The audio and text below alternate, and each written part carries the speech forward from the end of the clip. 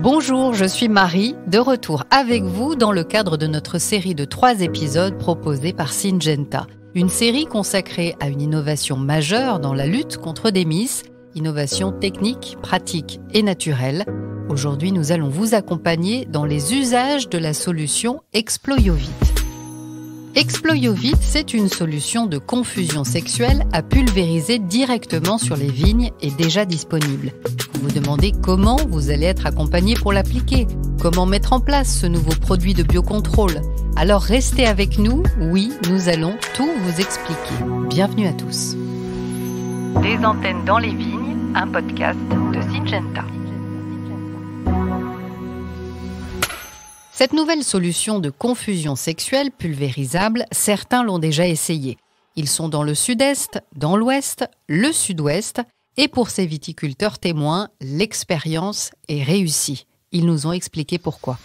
Sachant que sur la parcelle, sur l'îlot de 6 hectares qu'on a traité avec la phéromone, on a eu 0 perforation et 0 ponte, etc. Avec de la surveillance, on a vu des effets positifs, quoi. Le produit est facile à utiliser. Nous l'avons utilisé en mélange avec des divers produits phyto. Et l'Exploio a été appliqué en préventif par rapport au piégeage classique. Cette confusion sexuelle, elle a bien fonctionné. Elle a l'avantage de pas être gourmande en main-d'œuvre parce qu'on l'a fait en même temps que nos autres traitements, quoi. Pour l'instant, le processus est bon, sachant qu'il faut bien se surveiller le début du vol et la fin du vol, quoi, pour bien encadrer le vol. Un gain de temps, un gain d'efficacité et la maîtrise de votre IFT, tout y est. Les professionnels l'ont bien compris. Nous avons interrogé Christophe Denain, vigne et vin manager au château de Cambuget dans le Gard, et Frédéric Clérici, technicien de cave au sein de la coopérative Montagnac-Domitienne dans l'Hérault.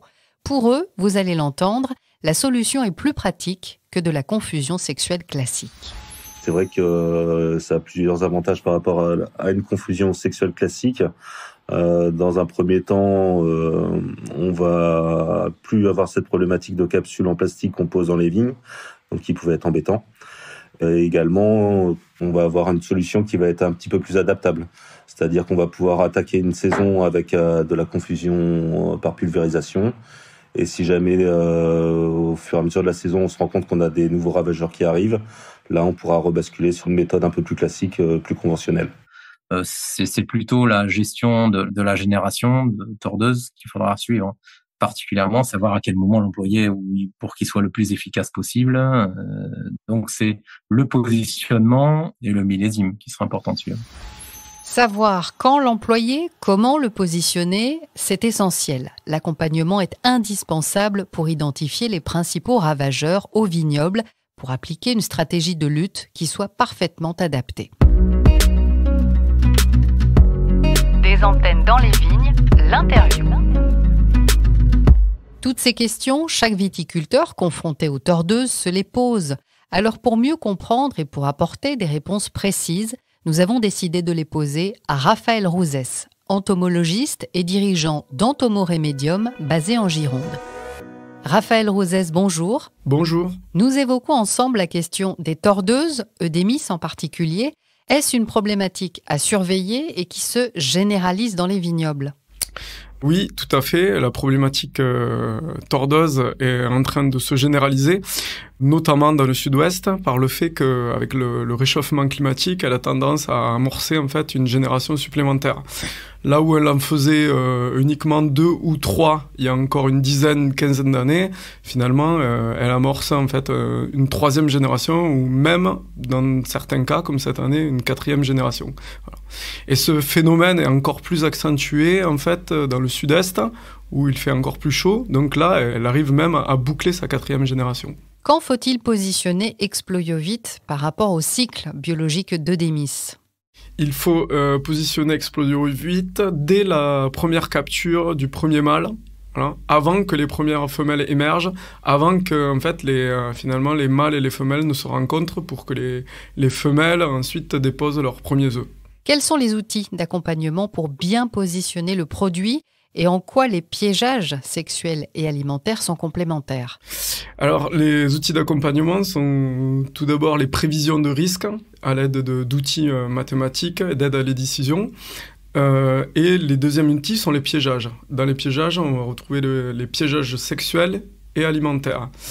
Le piégeage sexuel, en soi, il y a des grands réseaux de piégeage sexuel qui permettent d'alimenter énormément les données pour faire en fait les prévisions de risques. Et le piège alimentaire, c'est vraiment un outil de terrain qui permet de catégoriser à la fois les papillons mâles et femelles et peut-être mieux positionner ensuite le produit. Suite aux expérimentations sur Exploiovit, suivies en 2022, quel est votre retour? Le retour, c'est que c'est un bon outil, qui est un peu une alternative aux outils qu'on utilise actuellement. Voilà. Raphaël Rozès, je rappelle que vous êtes ingénieur agro-éco-entomologiste. Merci d'avoir été avec nous. Merci.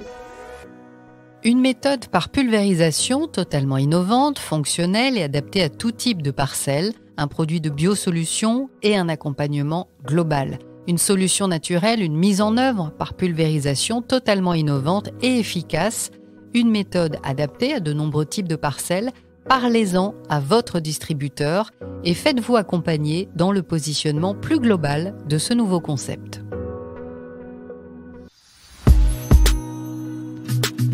Vous venez d'écouter le 3e épisode d'une série de podcasts proposés par Syngenta pour vous présenter Exploiovit.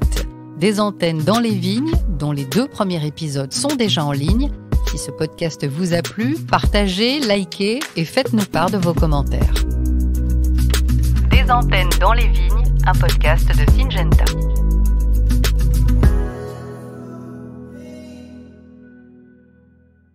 Syngenta France SA, agrément MP 02249. Distribution et application de produits phytopharmaceutiques. Exploiovit, H412. Nocif pour les organismes aquatiques, entraîne des effets néfastes à long terme. EUH 401. Respecter les instructions d'utilisation pour éviter les risques pour la santé humaine et l'environnement. Exploiovit, AMM numéro 2210 439. Composition 23,2 g par litre. EZ 7 9 de docadien. 1YL acétate.